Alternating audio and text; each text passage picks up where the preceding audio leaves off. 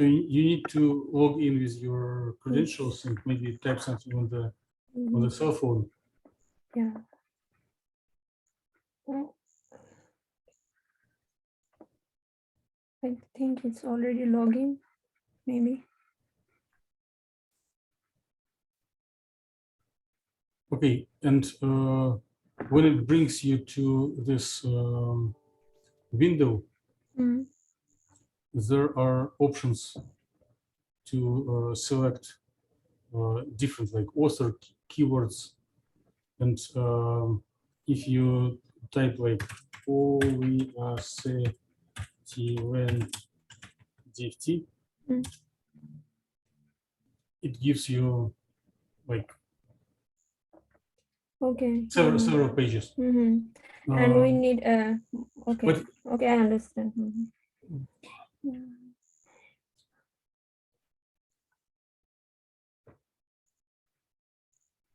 And some of them are well cited, so you either read abstract or download the paper completely. So by NDSU credentials, you can download the text right from here, and something which is not allowed through Google will be available here. And then when one needs to add citation to a document, I know that different people use different styles, but there should be a way to export the records for EndNote or for Mendeley, whatever your tool is. And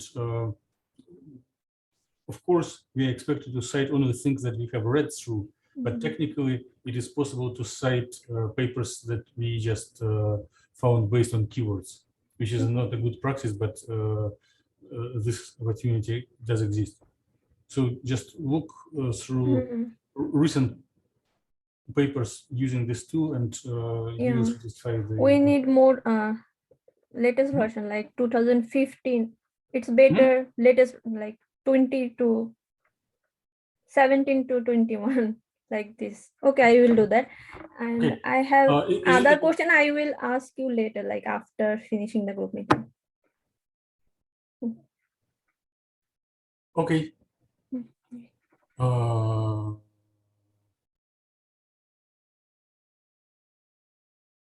So we do have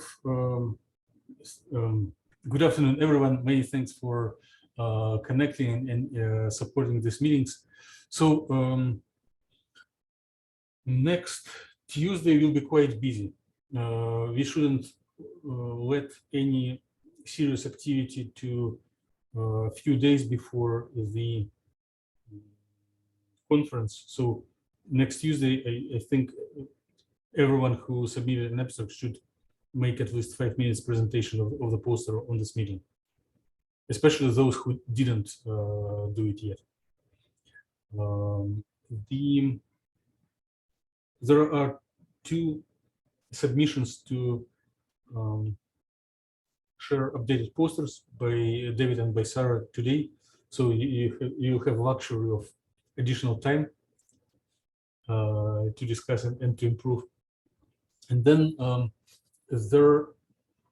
Aaron volunteered to share some of his ideas about research that he did already after leaving NDSU, but he probably should stop recording when he will be sharing them, and then it will be as a steps towards his presentation on Sunnyvale.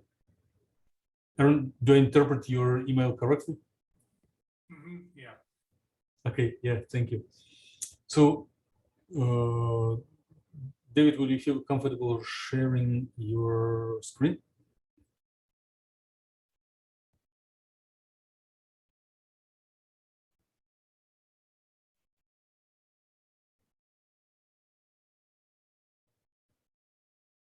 Okay, and since there are not too many presenters today, you can be practice liberty and speak longer than 5 minutes if you want to. Everyone who hears, feel free to ask either as we go after or just type questions in the chat line.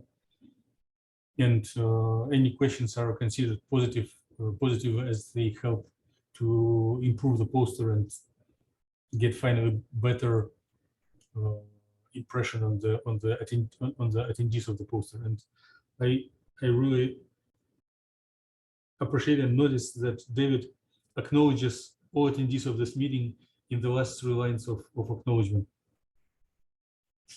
Okay, David, please go ahead.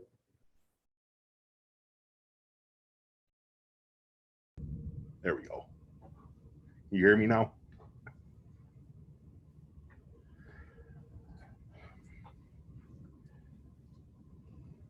So what I am, so first I'm going to acknowledge everything is sized wrong on this. I have to resize basically everything, but that's not an issue, not something I know about.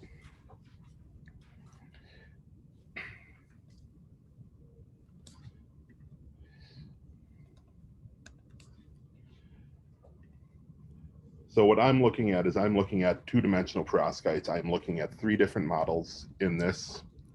I have the 2 single, what I'm terming as single layer perovskites, which would be this one right here and this one right here. And the difference between them is how thick the perovskite layer is. So this first one has a single perovskite in its thickness, n equals 1.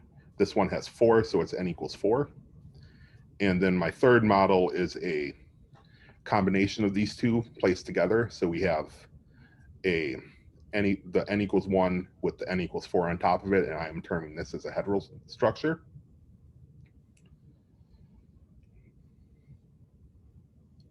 So if we move down to our ground state observables, the top 2 figures are our density of states for our models, while the lower figure is the absorbance spectra. And we see that the single layer, the n equals 4, which is the red, shows a very similar profile to the heterostructure, which is the blue. But it has a smaller band, smaller gap than the heterostructure. And we see a similar feature in our absorbance, where it looks like the absorbance spectra for the heterostructure has been blue shifted compared to the structure, the n equals 4 single layer.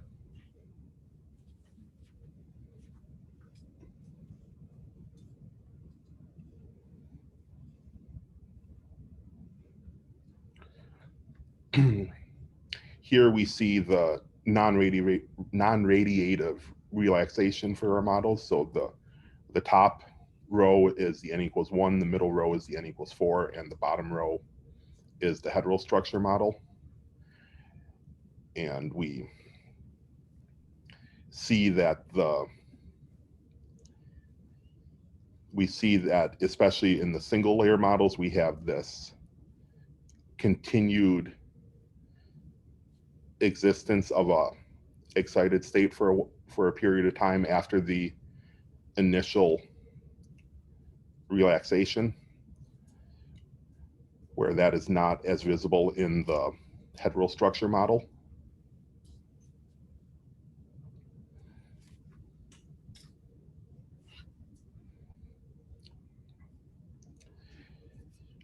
And in our molecular dynamics photoluminescence picture, we once again see that the heterostructure appears to be blue shifted compared to the n equals 4 model.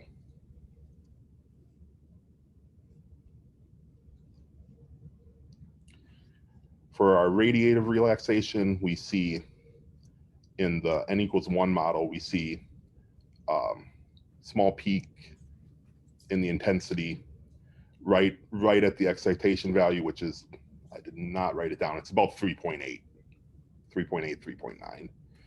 And then this larger peak here is the homolumo gap. And then these lower ones ones are intraband relaxation. And we see a very similar trend we see a similar trend in the heterostructure where we have the homolumo band gap as our primary peak and several smaller intraband peaks. And I have not made the charge carrier dynamics How do you plan to figure yet, but yeah, I've planned to do it. I've started. I'm in the middle of gathering the data, but it's a long process to gather that data. And I do have a question mark here. I'm not 100% sure what to put here. I'm thinking PDOS for the heterostructure model would make sense here, but that may take a fair bit of effort to figure out. Yeah. In the chat, Aaron says, for the models, would it be possible to add lines indicating periodic boundary? I could do that, yes. Are there any features between minus 0.6 and 0.6? No, there's nothing there. I could restore that if you think it's necessary, though.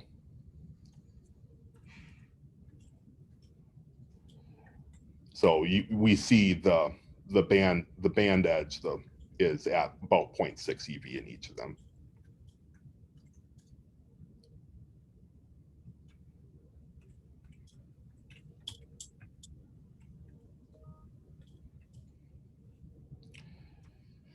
In experiment, is it known which layer thickness those the best photoluminescence properties? I don't off the top of my head know. I would have to look that up.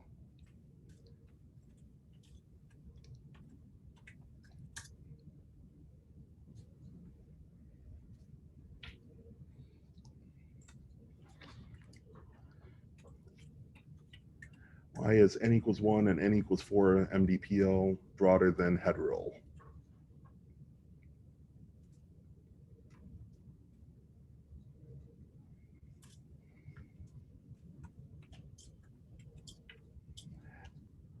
I have no idea.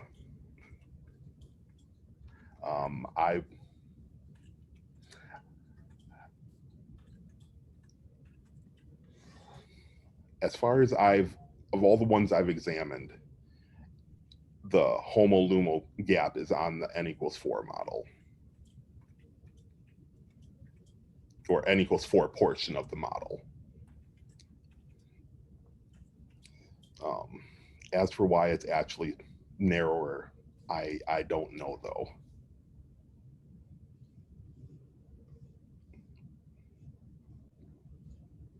But is there any qualitative considerations? For example,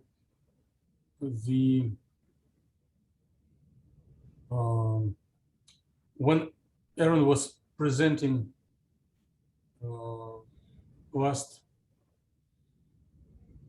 time, he was telling that the lower the gap, the stronger is contribution on non-radiative. And from his logic, the larger the gap, the bigger quantum due to photoluminescence should be. Okay. Can you ever like expand on this idea, whether it is applicable here, whether? So if that was applicable here, I would expect to see similar broadening for both the heterostructure and the n equals 4. And the n equal 4, I would actually expect to be a little smaller.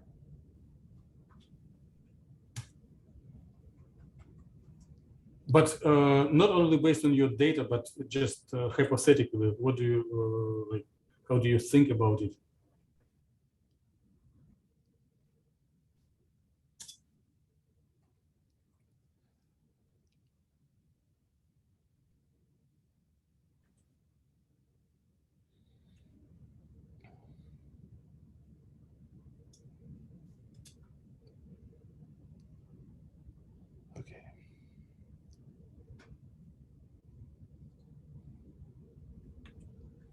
Or the answer is that these hybrid systems were designed not for photoluminescence, but for some other applications. They were designed for photovoltaics, but I don't know. What is the localization of the frontier orbitals? In the heterostructure model, the frontier orbitals are located in the n equals 4 section of the model on the LEDs.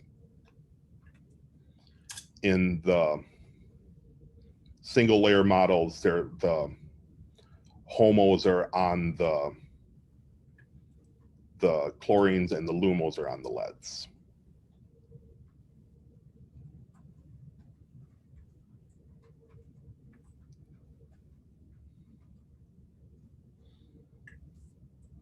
Okay.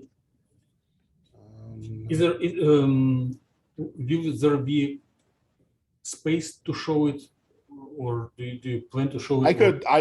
I could attempt to find space for it. I have to play with sizes quite a bit yet, and I could probably try and find space for that. I can. Okay. Need a piece of paper to write with, though. And sure, you need to manage your resources and time. There could be some interesting suggestions during group meeting, but there could be no time to implement them. So please steer your effort. Okay. Goals, novelty, surprises. So the goal of this is to the expectation was that we would combine our two different sizes and hopefully get increase the absorbance range of the molecule so that it would act like a combination of the n equals 1 and the n equals 4, with the potential to then further expand this into a method where we could try to funnel charge transfer between different perovskite layers, which is the next step in it. However, it doesn't seem to be acting in this manner. It seems to be acting very similar to the larger model of larger single model that it was based off of. Noodle plots, any findings from it? I've not done the made noodle plots for the heterostructure model yet, but there was nothing terribly surprising from the single layers that I saw. Mm-hmm. What could pop up in the noodle plot for heterostructures that we could see some trap state, or trap states, or intersections when yeah, orbitals cross each other. It can be a signature of something unusual. Mm-hmm. What is the benefit of making the hybrid?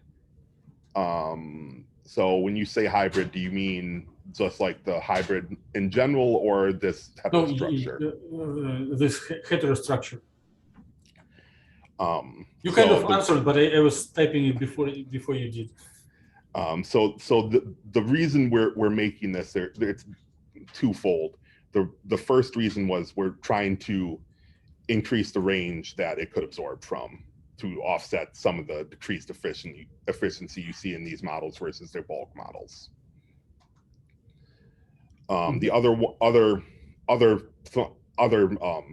reason we did this, and it's not presented on this poster, but we're hoping that they'll act like funnels for charge transfer when we have them lined up. So if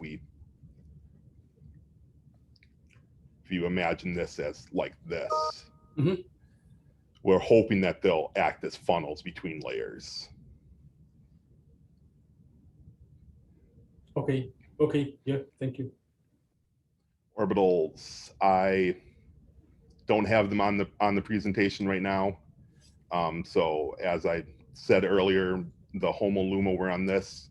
If we look at this excitation that I used here, we actually see that those orbitals are on the n equals 1 layer, not the n equals 4 layer of this model.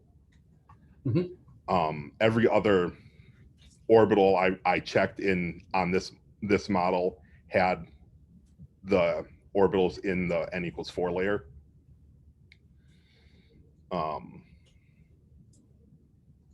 schematic diagram. I am not entirely sure how I would make a schematic diagram for this. Okay, I can show something on my camera, and you can creatively process it.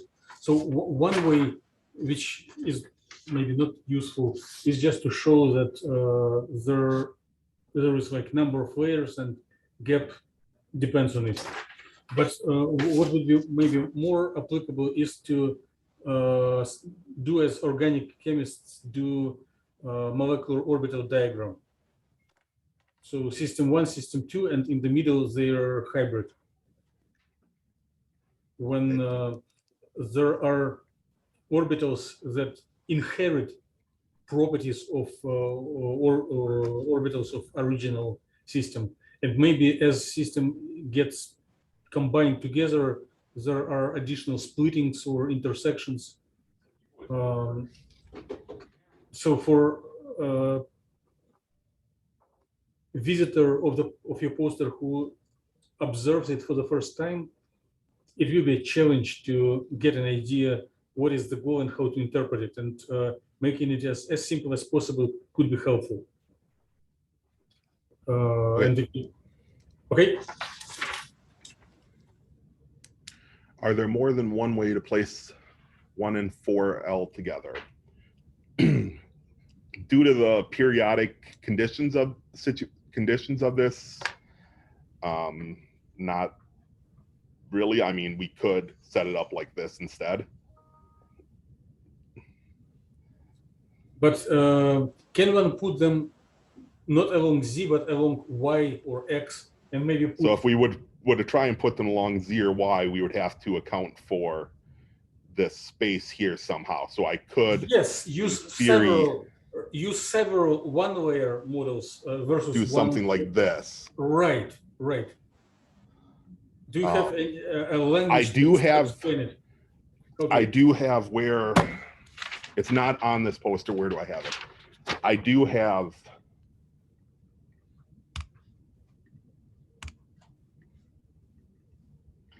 I do have this model right here connected to a 6-layer one that I'm working on currently. But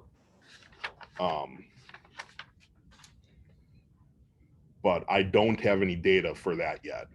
It's not possible to have all data at once, but how would you describe verbally the difference of these alignments?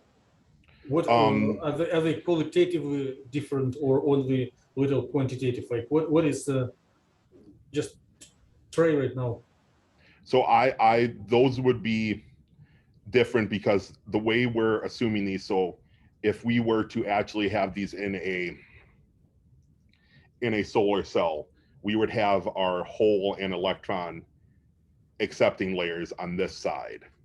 So it would be, I need something to draw with.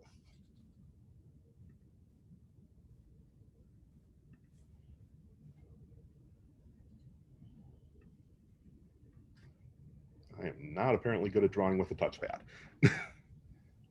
So you would have a hole accepting layer and a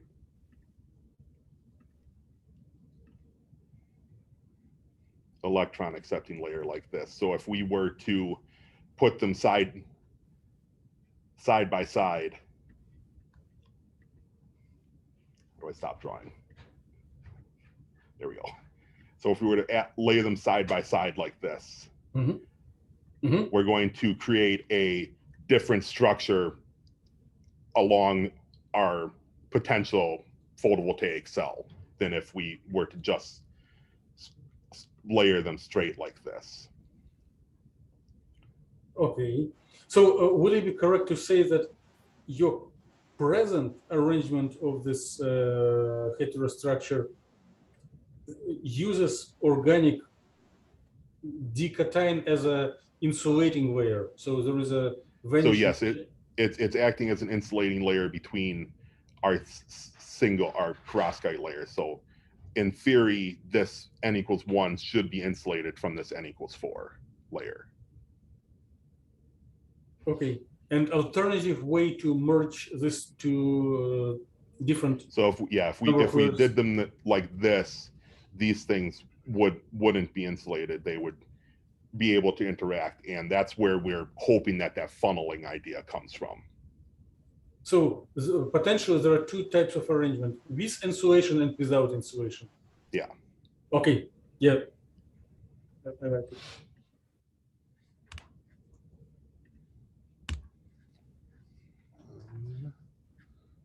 What was the reason to remove L2 and L3 space? Okay. It's fine. I don't know how I could do more than the three models that I'm looking at, and I chose 1 and 4 simply because this was 1 and 4. Okay. I do have them. In fact, I think this is the MDPL for 1 through 4 of the single layer. Okay, great.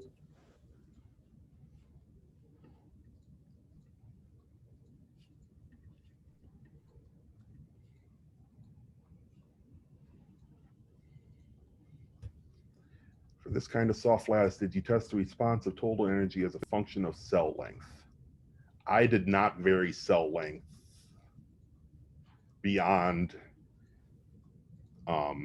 adjusting the length based on the size of these cells. So this might be another place where I need to put the periodic boundaries in.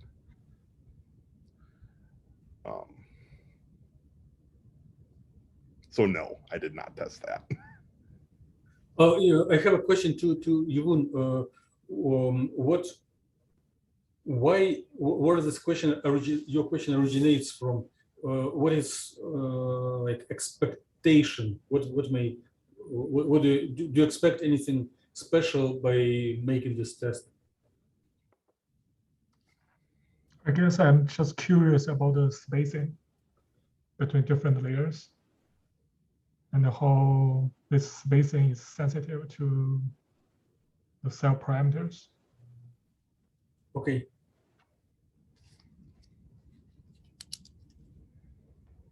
Yeah. Yeah. Thank you. In the past, we had several talks of Aaron where he was exploring radial distribution function and angular distribution function. And those are tools to identify if the system experiences like phase transition between cubic and orthorhombic and such.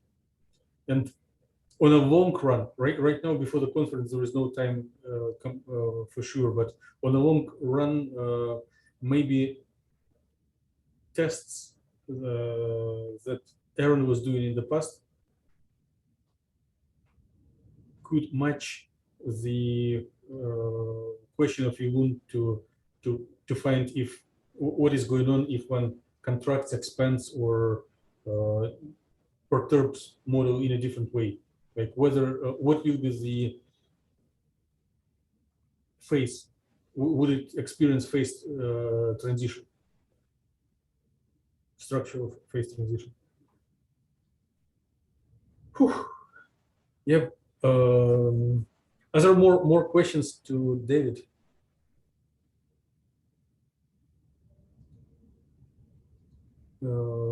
Let's please join me in thanking David. It's very intense and quick answer on many questions. So I have a general comment which could be addressed naturally, but just in case a thought. Some people, it's very random, it's distributed, but some people are very easy and natural in writing long texts, and some are not. Like I personally, through career, I always found difficult to convert ideas and results into text. And if one identifies it as a not an easy thing, the posters and presentations do serve a role to organize and convert the ideas that we share between us in the informal speaking into more organized structure that later on can be converted into text and sold as a paper. So it's I'm not addressing it to anyone personally. It's just an idea to plan ahead how a lot of interesting ideas can be organized towards long text that will be competitive. Whew. Did anyone develop more questions to David?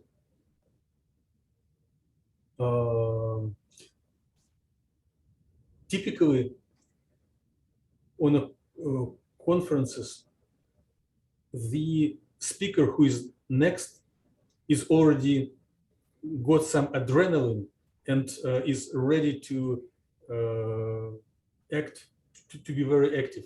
And maybe the next speaker, Sarah, has some questions to David.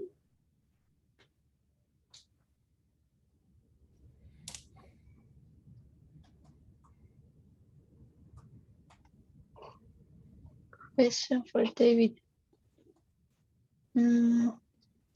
What is the main application of your research in the industry, David? So I am looking at lead halide perovskites in their use for photovoltaic applications. And I am specifically looking at the 2D perovskites because they are more stable than the 3D perovskites. And in your ground state results, what's that question marks? I need to come up with something to put there.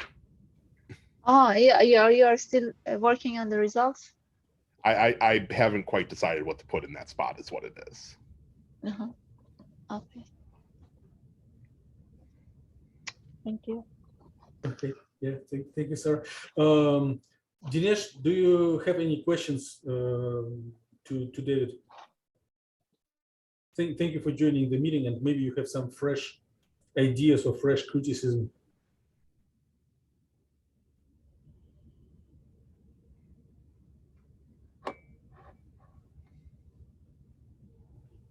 So it looks like there is no criticism. Okay, then please join me thanking David. Just one comment for this absorption plot. Maybe David can change a little the limit. Maybe start from 1 electron volt to 4.5. Maybe. Oh, to wisely use this white space. Yes. So the current balancer is good enough. Thank you, Amir. And just as my personal taste, I would be happy to see labels by each peak if time allows.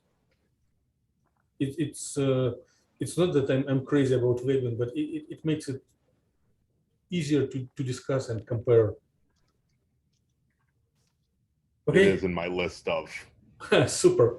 Yeah, thank you. Fixes. Okay.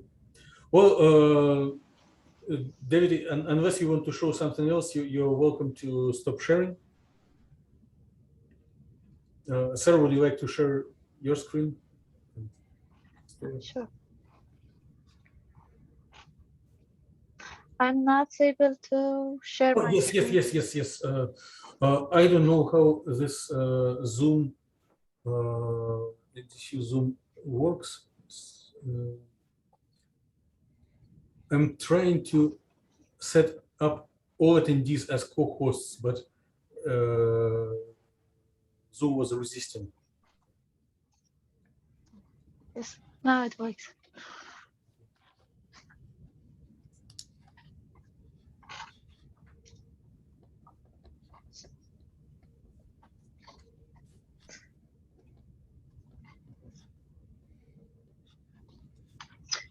Okay.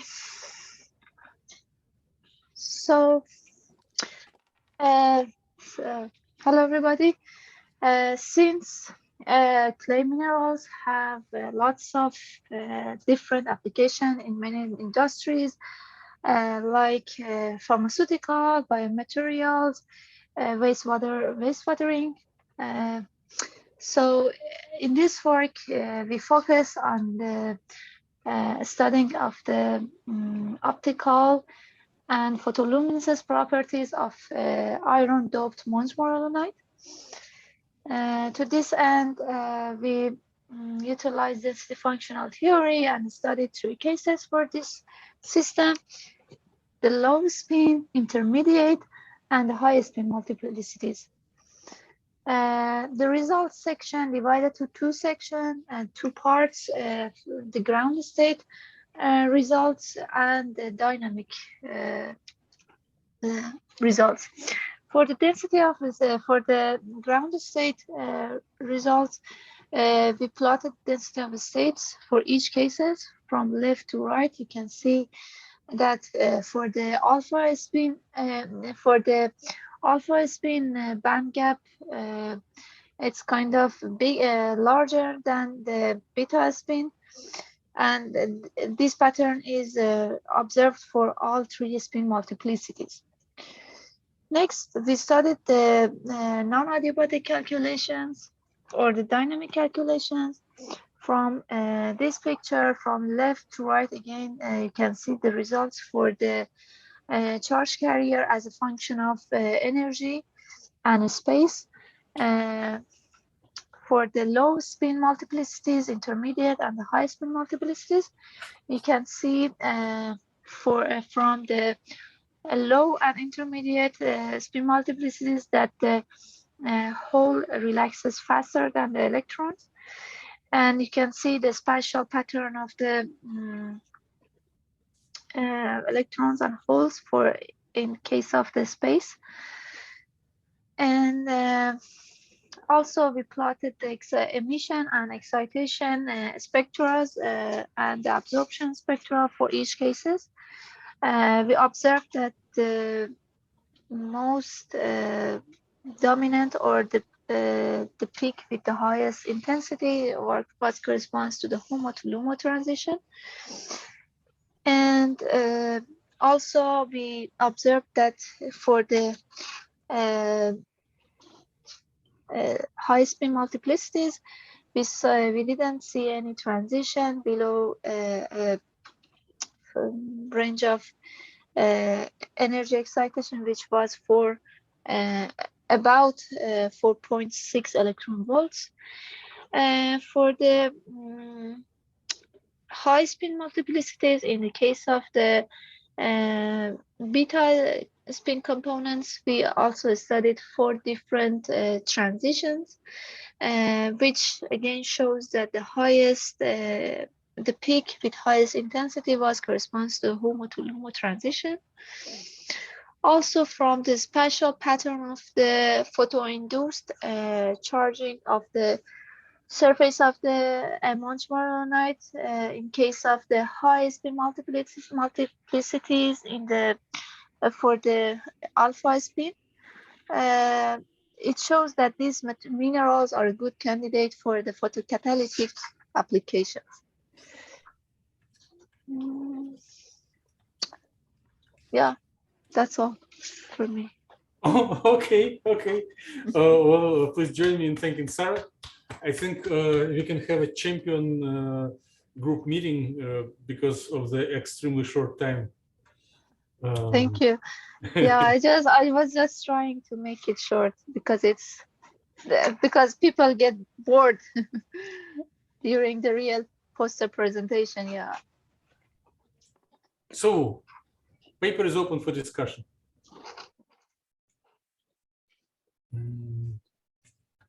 I do have a serious question, and I didn't have time to type it. I thought you will be explaining. I will have time to type the question, but you were so quick. And it is not a trap question. I really do not understand something I want to learn, and it's question first to Sarah, but to everyone. Yeah. Maybe Yulun and David would be most qualified to comment on the following, but it should be collective. The schematic diagram, the first figure, yes, it shows, and I really appreciate you edited. So going from low spin to high spin, it Yes. is kind of expected that the low spin gap or low spin offset between T and E subsets of orbitals will be bigger. And Yes. if you go to high spin, the offset should be smaller. Yes.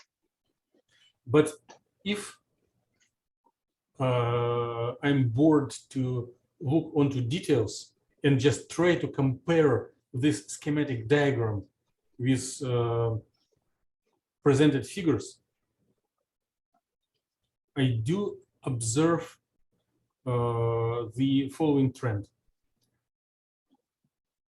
In the high spin results, Okay. yes. So here at the dynamics, we arrive for both alpha and beta. We arrive green figure. Yeah. Yeah, we arrive to LUMO excitation, and the gap is about 2 electron volts.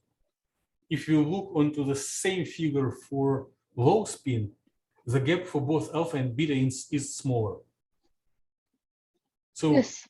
the practical results contradict with intuitive or idealized theoretical expectations.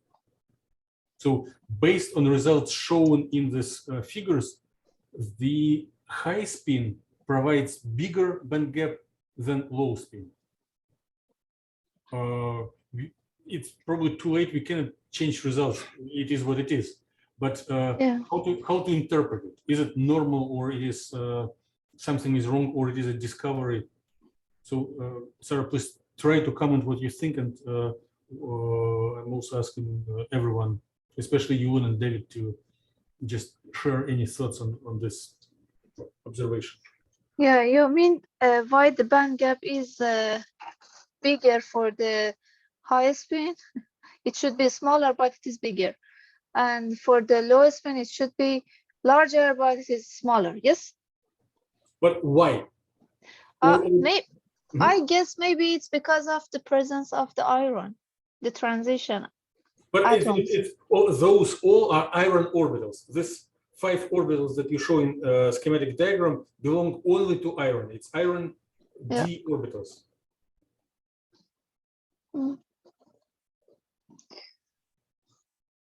So maybe let's formulate a homework that we will try to answer right now, or try just to look through books and Wikipedia until the next meeting.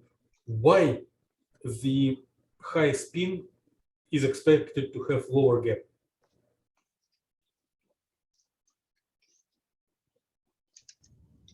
David, you are instructing undergraduates on similar subjects. Like, what does inorganic chemistry textbook tell us about this?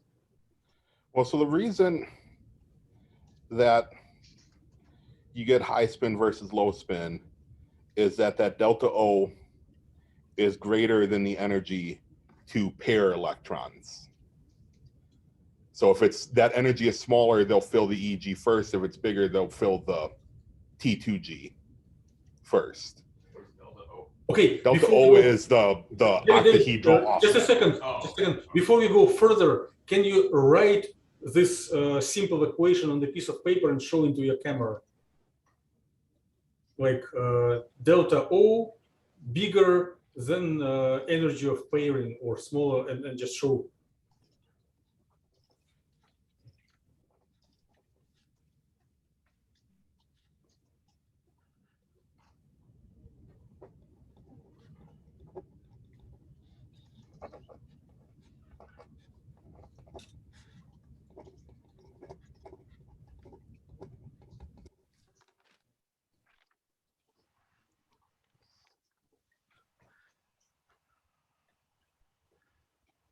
I'm realizing that it looks like a mirror as I'm looking at it. And I don't think I can write like that. So delta is larger than EP, it is for low spin. Delta is less than EP, it is for high spin. Yeah. Yeah. Thank you. And please continue your discussion. So, where is this thing? So if we have that's how you get that split. My question is, with this, wouldn't the high or the low spin have a small band gap, because the next orbital is to fill that last T2G? I'm not 100% sure what the answer to what you're saying is either. What I know that's the reason for this splitting, and why that's not the reason for the splitting. That's why you get high spin versus low spin, is that delta O variable is either bigger or smaller than EP.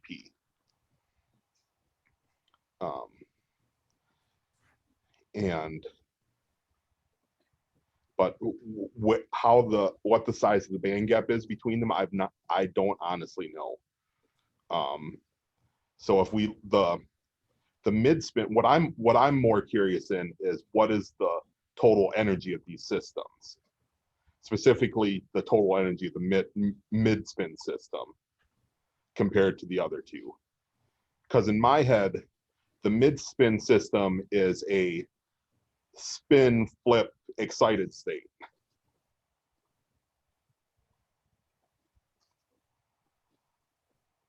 Okay. And I think we discussed this. I think we Yeah. mentioned it last week. Sir, do you have this data, maybe not on poster, but in your notes somewhere? Regarding the total energy? Oh, Yes, just a minute, I can find data. Yeah. For the middle spin, yeah.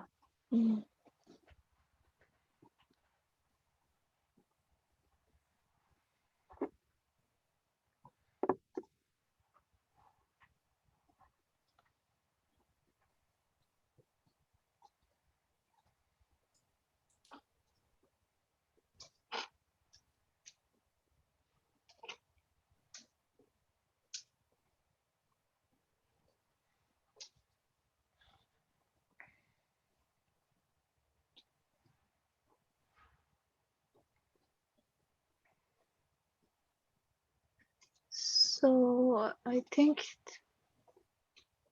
energy should put this number. Let me share it.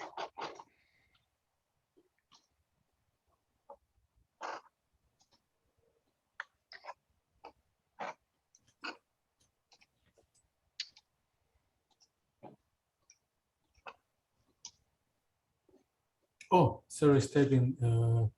Yes, in the chat, this is for the middle spin, intermediate. Okay, and for high and low? For high and low.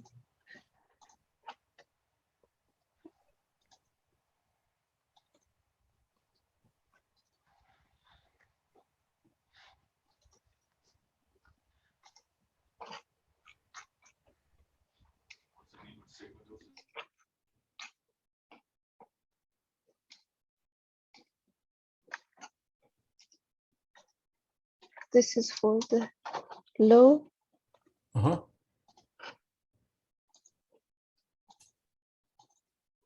So for low and medium, it is relatively close. It differs by like 1% of electron volt. And this is for high. So, And for high spin, it is like about half electron volt lower, so it's more probable. this is the order. So, David, to your curiosity, both low spin and intermediate are equally unprobable? High spin is most probable. High spin's the most probable, followed by low, followed by medium, but they're low and medium are pretty equivalent. Mhm. But still, nothing is wrong from bringing up open problem. It's a good science, even if you do not understand something. Which even if yeah, go ahead. Which even if so we're assuming that this is high spin. If you could also get middle spin if one of the high spin flips and then relaxes down. Mm-hmm.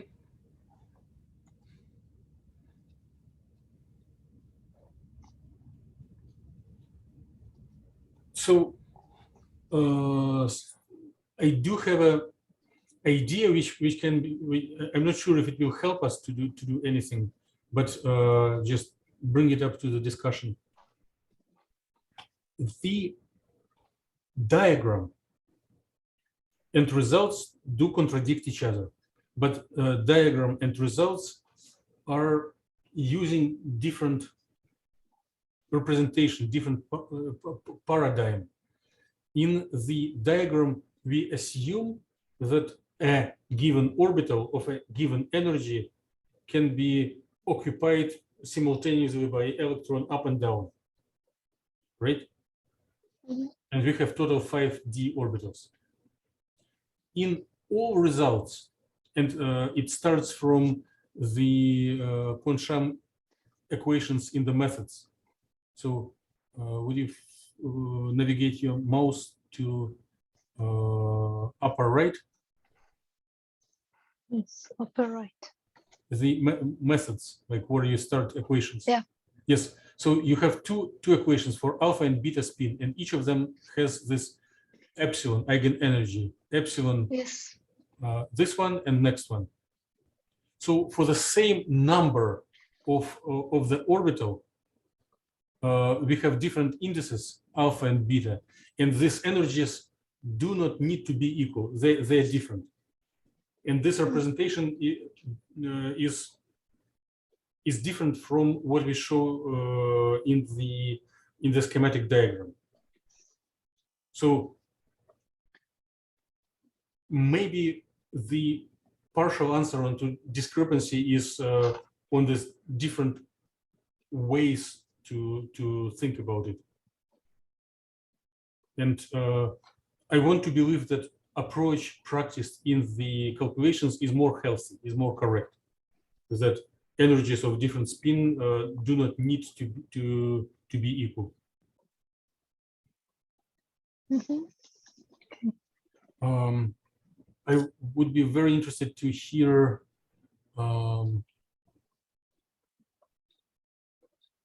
the opinion of everyone, and maybe Aaron as well, because he's the next speaker and he has an adrenaline. But while Aaron is thinking of possible ideas, there is a typed question from Dinesh. So he's asking what is the percentage, like what is the concentration of iron? You mean how many iron atoms we have? Yeah, We compared have to just one. Yeah, but what's the ratio of iron to aluminum? I think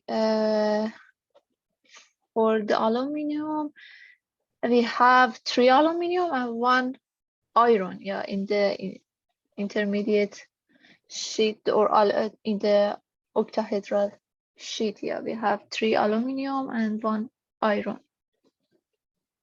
Okay. Here you can see the cyan corresponds to aluminum, and the pink one is for the iron.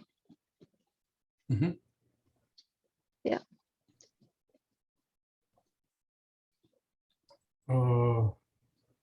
Okay, so it was just a question without analysis. I thought Dinesh may suggest an interpretation that if there are not, if there is too high concentration of irons, they interact to each other across the boundary conditions and support ferromagnetic orientation.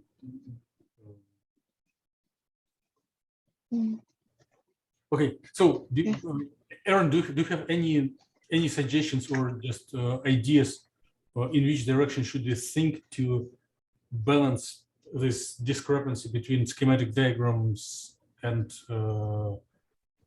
practical computations?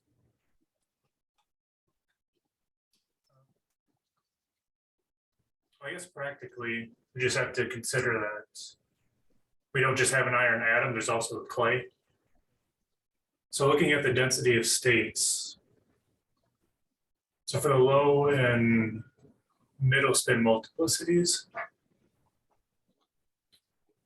like the band gap looks small, and it looks like those peaks inside the band gap are from the iron.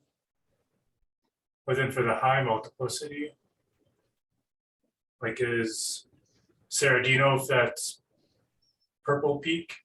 Is that from the iron or is that from the clay? Like if you look at the orbital for HOMO, for your high spin multiplicity, Mhm. do you remember if that was on like a d orbital of the iron, or is that from the clay? Yeah, I think it should be for the iron. Yes, technically. To my memory, it's from iron. Yeah, iron. Yeah. So it is.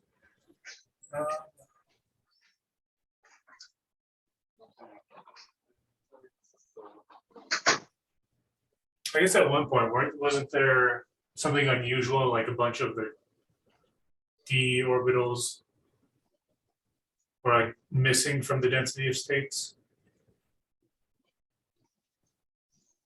Maybe that's unrelated, but that I was thinking that might be part of it, because I guess the high spin is like the most favored because it's ferromagnetic. So that might, so I was thinking that might push the irons like deep into the valence band, Mhm. since they're more stabilized, and then that would open up the gap for the clay. Is LUMO for high spin residing on iron or on aluminum? It should be on iron. So LUMO is on iron. No, No? no. So I guess for low and the intermediate spin, so in the gap, we say 5D orbitals. This is not the case for high spin. So essentially, the LUMO of high spin is for clay, for the host material. Okay. And the d orbital is pushed to the valence band. Mm-hmm. So, Oh, so that's the reason the band gap here is not comparable, because the nature is different. Okay. So I have a question to you based on your comment. Sarah, would you please navigate your mouse towards schematic diagram for high spin? The third one, high spin. So if you look only spin up alpha, then on this diagram there is no gap. To explore gap, one needs so all 5 orbitals are occupied by spin up, and if we without spin flip, if you want to excite, it will go away from d orbitals higher up into the conduction band onto clay related orbital. Mhm. So what we show as a gap in this high spin is not a gap. It's maybe if we compare it to the density of states, it's an offset between HOMO -1 and HOMO. And Yes. what? Okay. Whew. I think you did answer this, did resolve this conflict. Sir, did you get an idea, or you need additional session of chatting with you? I think I need more information. Okay, so can you formulate which sort of information we need? Yeah, still I got confused about the Dr. Hans statements regarding the this HUMO and this density of states plot. He was just explaining for Aaron. So, Can I, So yeah, can I ask a he's question? Mhm. Yeah. So if we're looking at the density of states for the high spin, this last filled peak in the up, we're assuming that's the d orbitals you said. Mhm. So then we're assuming that in the down, the next two peaks would be the d orbitals for the down spin, and then when they start matching again, that's going to be clay.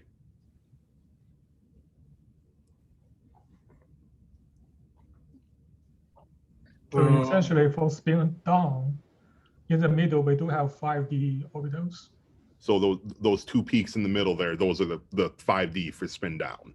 Yes. And then where the up and the down match again, that's we're on clay. Yes. Okay.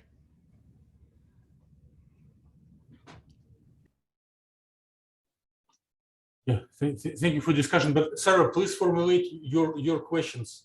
What specific answers you would like to hear?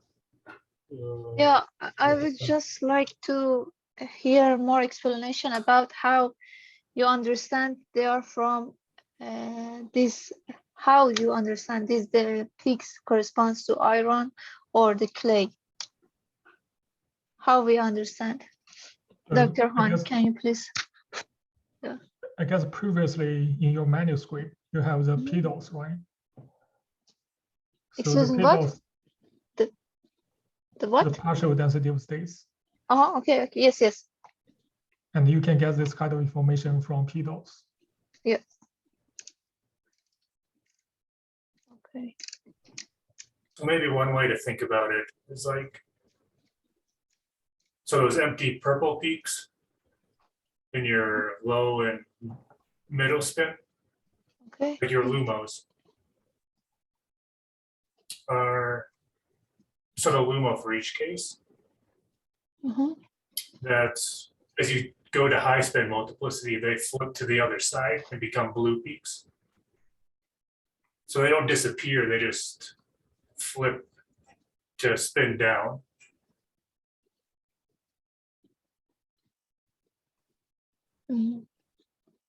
Does that make sense?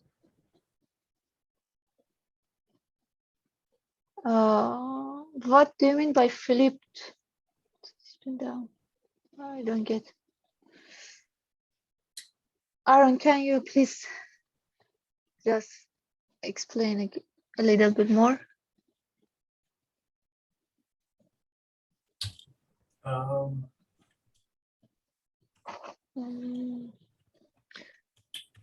I'm trying to think, so it's without it being confusing. Because I think I understand. So as Wouldn't it make more sense to think of them as now filled, where the previously filled spin down and now empty? Let me give you the remote control, Aaron. Now you can control my mouse, I think. You can show me.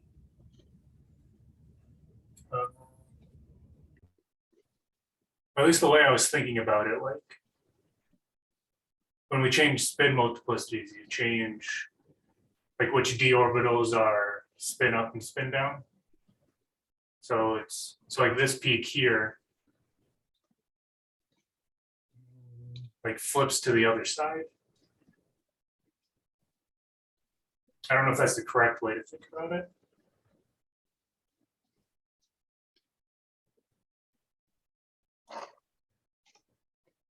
You don't have access the remote control. You can.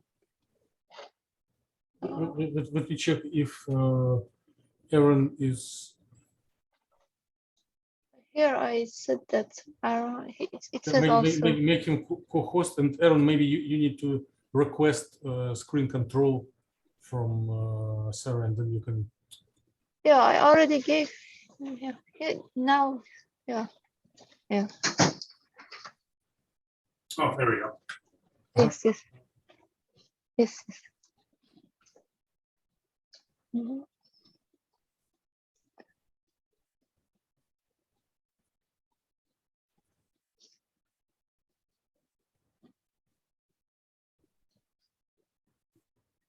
So I guess in some sense,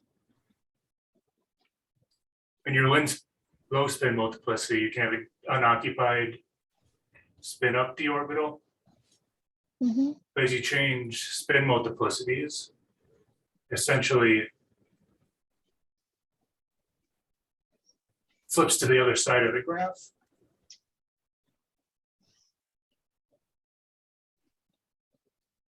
I don't know if it's rigorously correct, but you can kind of see the trend where as we go from low to high, like these peaks kind of flip down, and the spin down peaks like increase in intensity. Yes.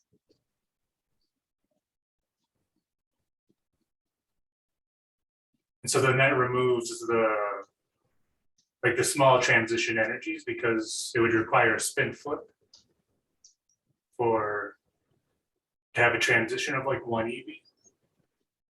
So the next available is to this 4.6 eV transition. Mhm.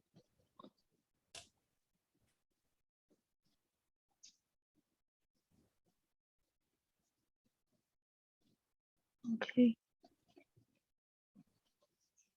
That's how I'm making sense of it anyway. Yeah. Thank you, Aaron. Yes.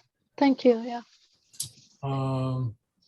Sarah, may I also quickly add some notes in the similar style? Yes, sure. Okay, thank you.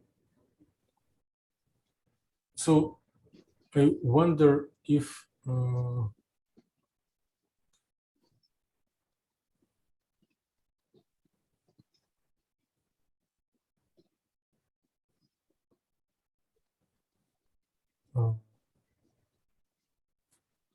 if this little interpretation is correct. At least no one was objecting when I tried to express it verbally, but it's better to double check before and avoid chances to be wrong. So E G and T to G for spin up are both undo.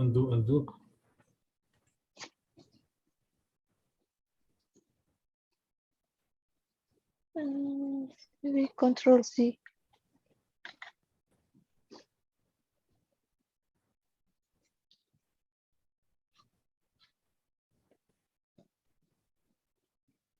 So both EG and T2G are occupied, and the offset between d orbitals is what we observe, what we see on the schematic diagram. So this It should be small. blue arrow is this delta O small for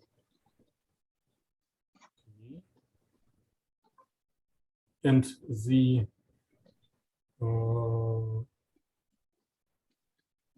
unoccupied for beta spin, both EG and T to G are unoccupied.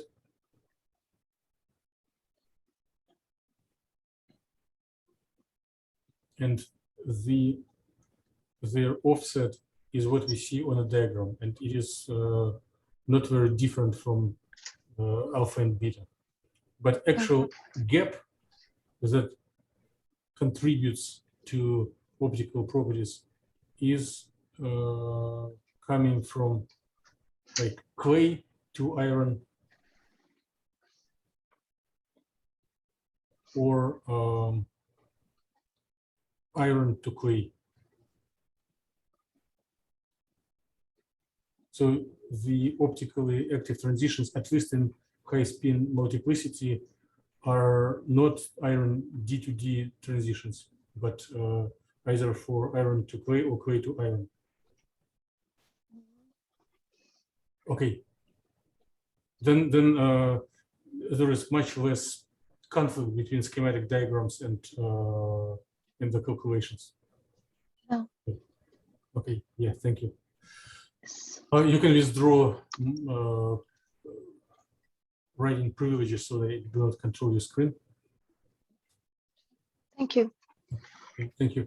And I have, before we go to secret information by Aaron, when we will stop recording, I have a non-scientific but more organizational question to Sarah, and it is Yes. partially provocative. How do you think? What is your main goal while presenting at the conference, or what is your personal benefit while presenting this poster to the public?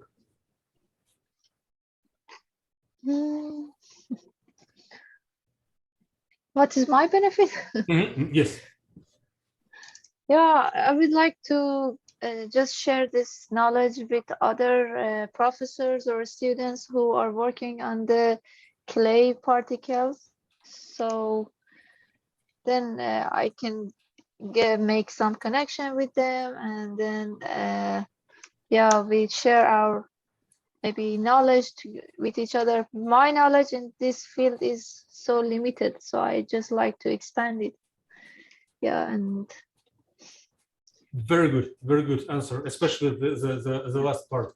So absolutely correct, and I'm applauding to your vision. So the goal of presenting is to collect information, is to get the feedback in the same way as we do on group meetings. But since we are becoming more and more friends to each other and we know what each of us is doing, we stop being truly critical, because we can know the style of thinking of each other and be, so to say, more forgiving to each other. But if you offer your information to someone who is not close acquaintance, he or she can be quite critical and can provide additional insights, additional suggestion what can be improved.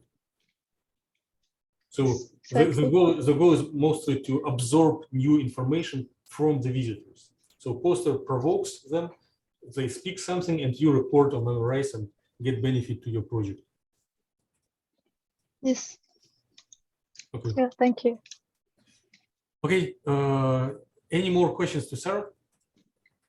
If no, please join me in thanking her and all participants to this inspiring discussion.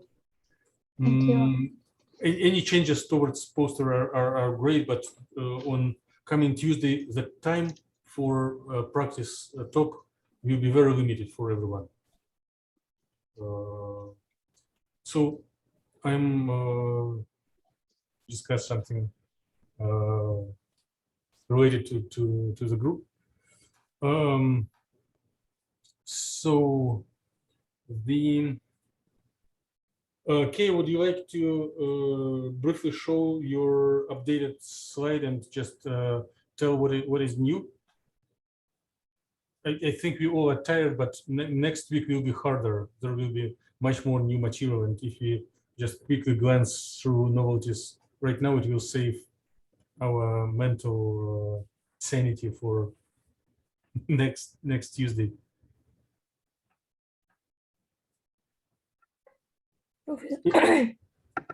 Would you like to share your poster and briefly tell what is new? I just changed the orientation, like the yeah, pattern. Please show. Okay. Then please show. Please okay. show. Just 1 minute.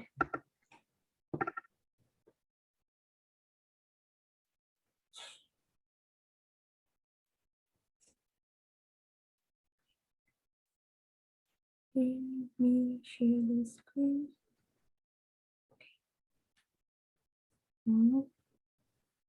This one is better.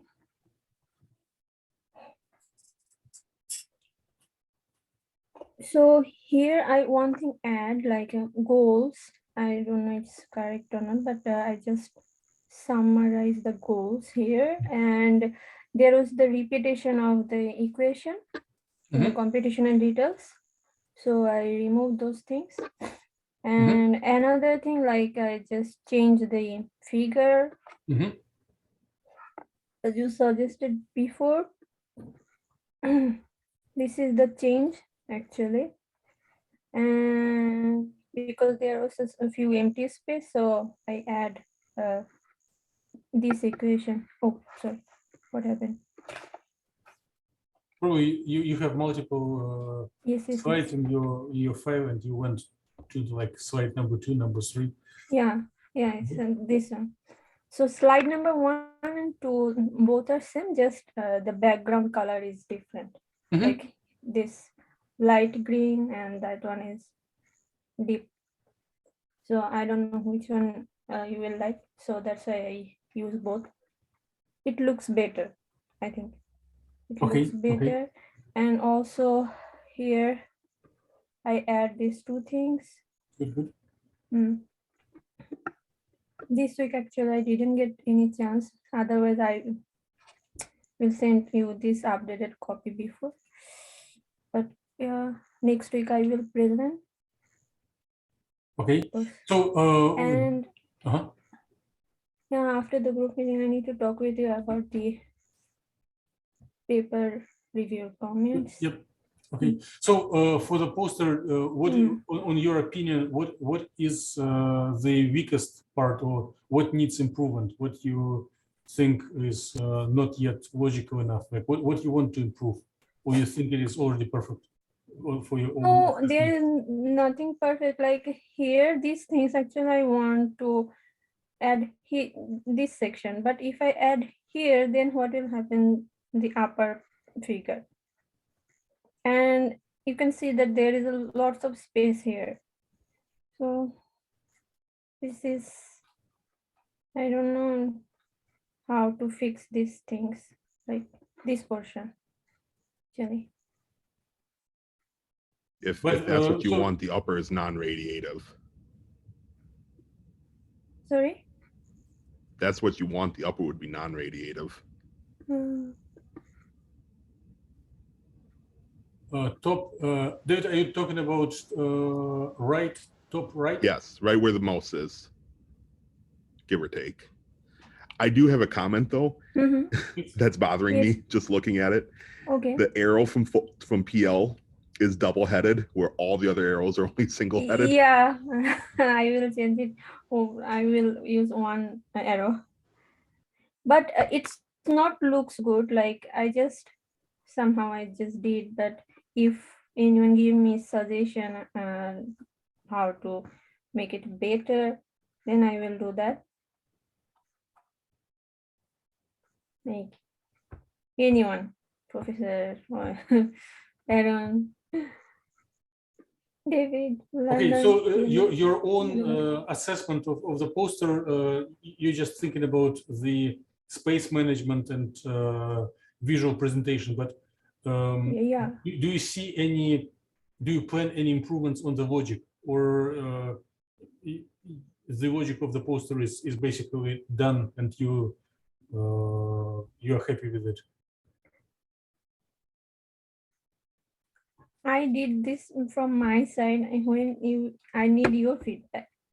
No. So when what is you your will say own?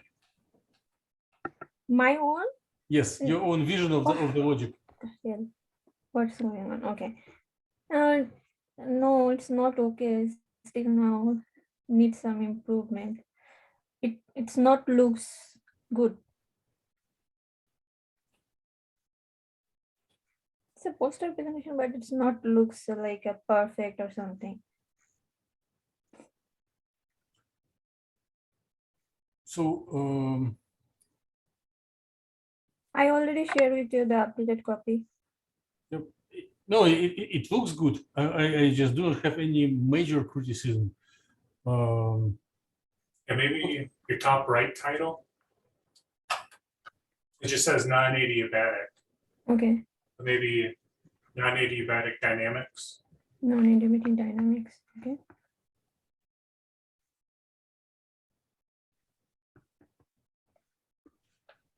So Anything? I do have, Yeah, or please, Aaron, please go ahead. I was just gonna say, if I understood your other comments, so you want to find a way to fit your PL label. Yeah.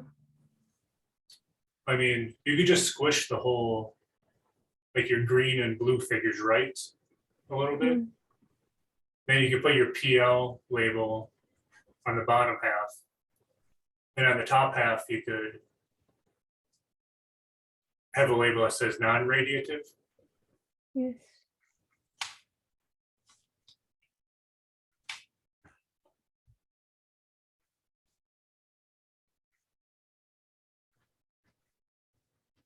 So that could be one option if you're looking for just aesthetic improvement, aesthetic changes.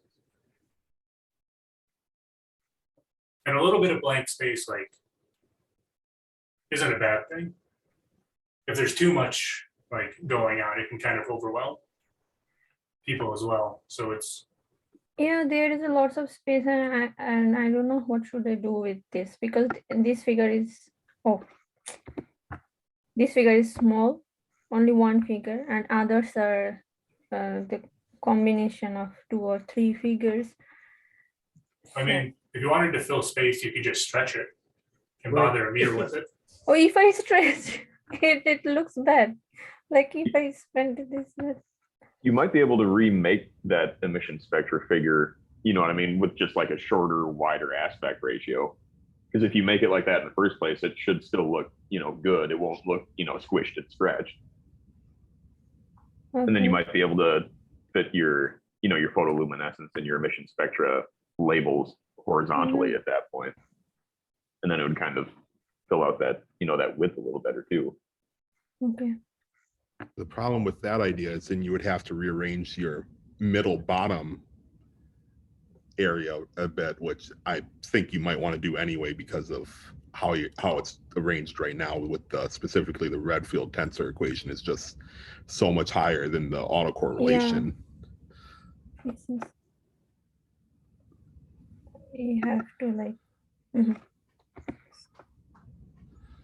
Which Yes, and if you also- do what he said, that may actually fix your issue right there. If you move all those equations down, make a wider aspect ratio of that one, and then do it up there, that may fill basically all of your white space right now, right away.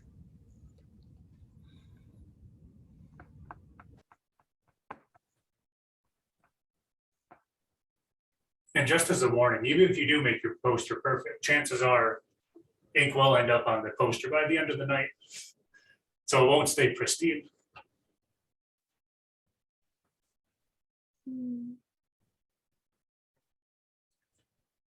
I do have a question.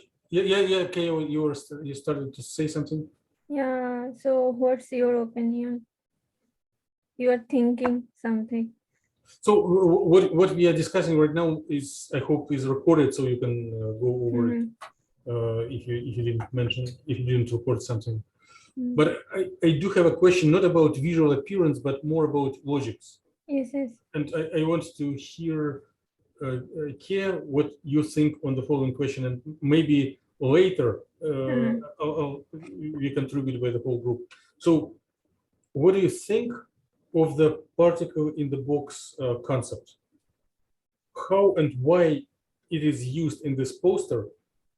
Is it beneficial to interpret and understand any of the results, or it is just an extra effort that just uses space and doesn't help anything? Like, No, it's a help us to understand how dynamically change the like it's relax the system and relaxation the system and electron relax so fast. Those kind of things actually we can explain by the particle in the box. So that's why we need that one. So it's actually connected with each other.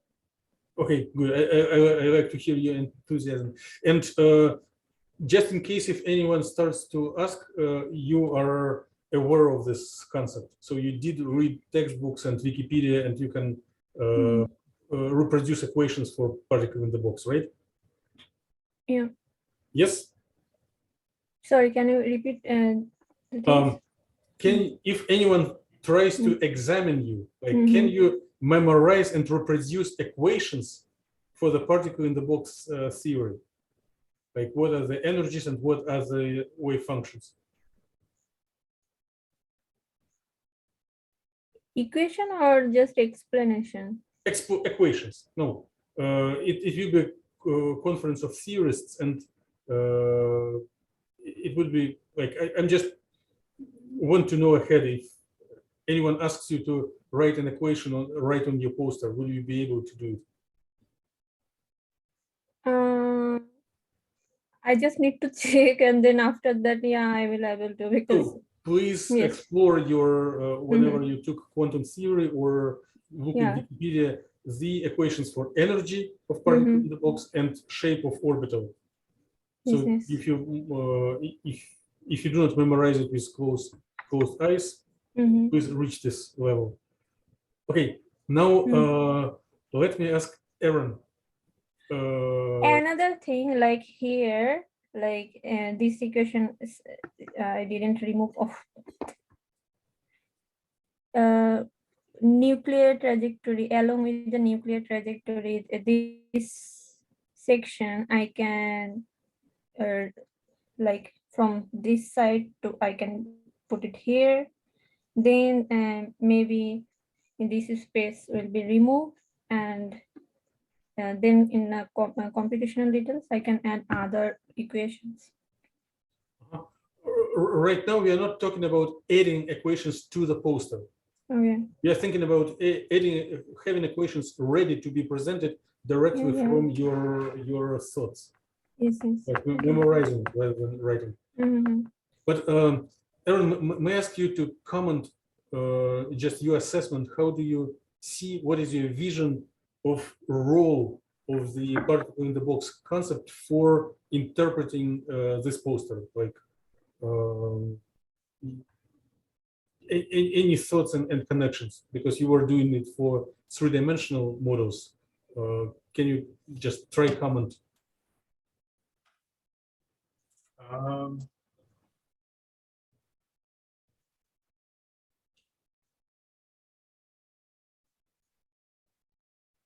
I guess it can help with labeling your peaks. Specifically, by peaks, I mean optical transitions. And specifically, with particle in the box, you can have different, I guess they call them symmetry labels. So like your n equals 1 would be S because it's very spherical, circular. And then your n equals 2 will be P because it, I guess, looks like a P to someone, but it has one node. And so I guess based on those, you can say that you'd expect your, what you label A transition and your C transitions to be bright because they're S to S and P to P. And you'd expect your B transitions to be less intense because in some sense there's symmetry forbidden. But we deal with atomistic models, so there's always some imperfections. And you can see those peaks sometimes. I guess that's generally what you see, that your A and C peaks are bigger than your B. So that's one connection I see to particle in the box. Okay. Aaron, if you look onto top right figure, which is shows space dynamics, and Kia did labeled it as non-adiabatic panel B electrons dash holes. Do you see any connections between this figure and concept of particle in the box, just for interpretation? I mean, to me, it's kind of, in one sense, confusing, in one sense, interesting. Because I think for both of them, they're from LUMO +1 to LUMO and HOMO -1 to HOMO. Is that right? So they're both like P to S transitions Mhm. in a sense, and they have the same energy. They're both 0.4 eV apart, but they show a big difference in relaxation rates. So in that sense, it kind of, I would expect them to be the same or very similar, but there's an order of magnitude different. But if you look on the next to the right for the Oh, the bluish figure. yes, in space.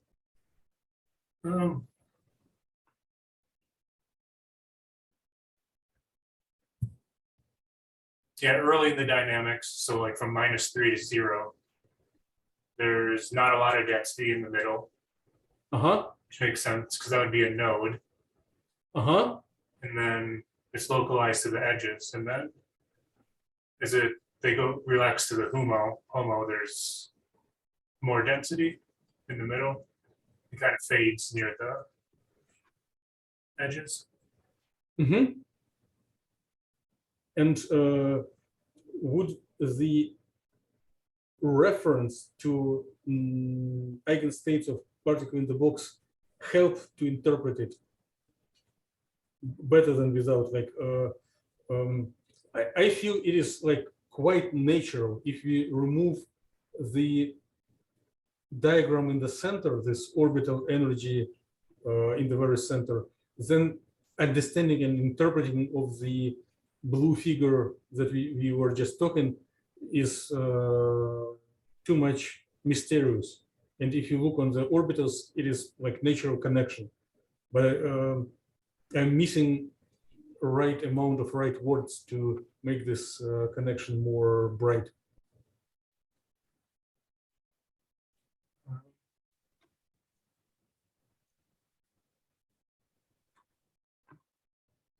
I have a question about the position figure that you're looking at. Yes, please. You have next to it your model. Is that lined up well with the graph that you've made, or is it no, not? it is a little stretched in z direction. The edges of the model must match the non-zero features in the space dynamics. That's basically what I was wondering, if there was actually like 4 angstrom on either end that show nothing, or if it just wasn't lined up. No, it should be the first author should make a little additional effort to line up panel C to panel B, like squeeze it a little. Which one? B and C? Yeah. Oh, No, okay. not here. Upper, go higher. This. Panel C. Mm-hmm.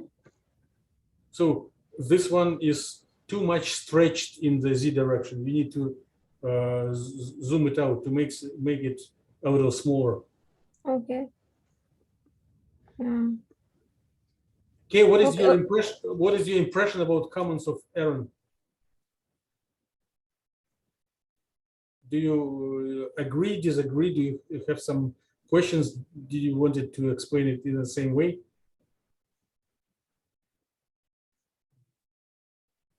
Did you got his suggestions about S and P notation, or you just you don't know what it doesn't click?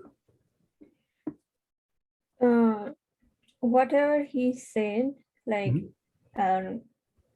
I have to summarize in my own word, like just he gave me lots of information, so that's good. Okay, yeah, then after we are done, I'll try to post our recordings about by midnight, and please try to listen to it. And yeah, it's not a change in the poster, it's more like a style how one is explaining. Yeah. Okay. More more questions or comments or suggestions about KS poster?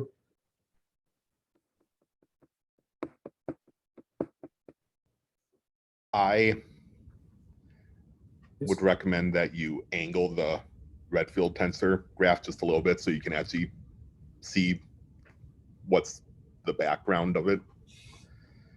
Okay. Because I'm looking on my other screen of the one you did last week, which it looks like you just moved them, and I've zoomed in so I could actually see it, and basically I can see nothing beyond the diagonal. Okay. So I David need to change. is requesting that you open MATLAB and redo this Rotate it. calculation and redo the figure, because there is always a temptation to do only cosmetic changes at last week before the conference and just type text, add labels, and without any touch to actual calculations. Okay. Yeah. Okay. Yeah. Thank you, David, for suggestion.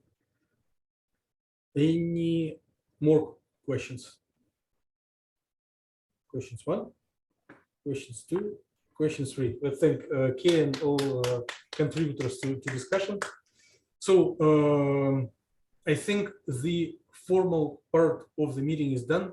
Many thanks for inspiring discussion. Everyone is very appreciated.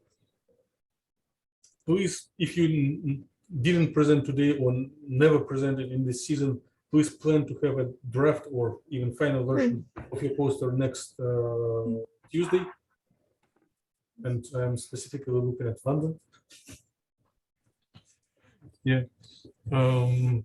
So the meeting is done. Everyone is welcome to disconnect. And I'll stay here because I anticipate there will be a couple of one-to-one questions. So if you think you have one-to-one questions, stay online. If you don't, we are done.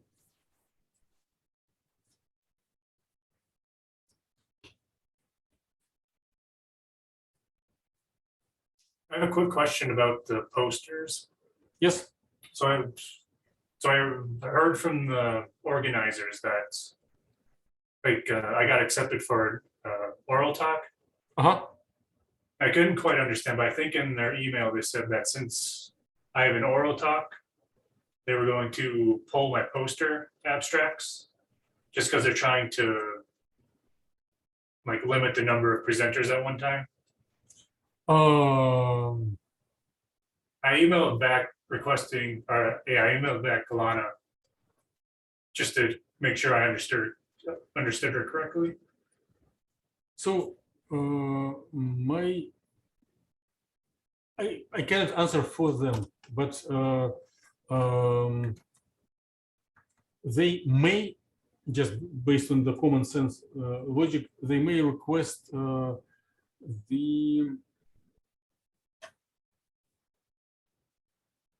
I used to have their website open.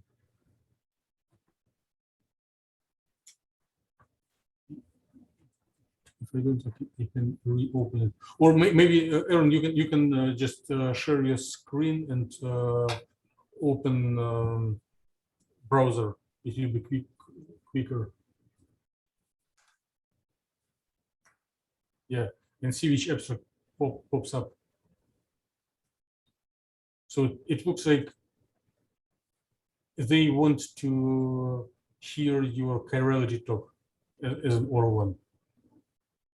Now let's go back to abstracts again, scroll, and there are a couple of your abstracts. Let's see what they pop up into. So this is Redfield. They kept it in the poster session. Let's look a second. And this is near infrared. And if you go once again to the abstracts, if you scroll further, probably you will not find your third abstract among posters. So they think that one piece of information can be presented only once, either as a poster or oral talk. As I hear your explanation, they probably have removed your third. They just migrated your third abstract from posters to oral talk. Okay, So they didn't remove it. They migrated it to different category. okay, yeah, that makes sense. Hopefully that's the case anyway. Okay. It'll help with, I guess, awards applications. Mhm. Our posters are still on. Okay. Yeah. Thank you. Thank you for checking.